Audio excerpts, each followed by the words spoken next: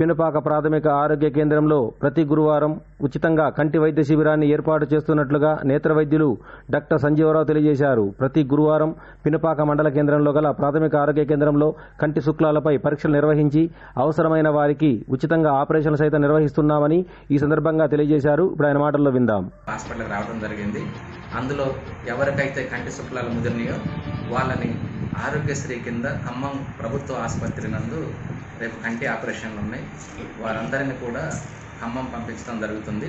మరి కొంతమందిని వచ్చే గురువారం వరంగల్ రీజనల్ ఐ హాస్పిటల్ అంటే ప్రాంతీయ కంటి వైద్యశాల వరంగల్ కూడా కొంతమందిని పంపిస్తున్నాం.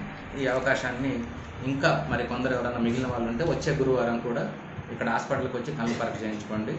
మీకు ఆపరేషన్స్ మీకు ఖమ్మం కావాలంటే ఖమ్మం, వరంగల్ కావాలంటే వరంగల్.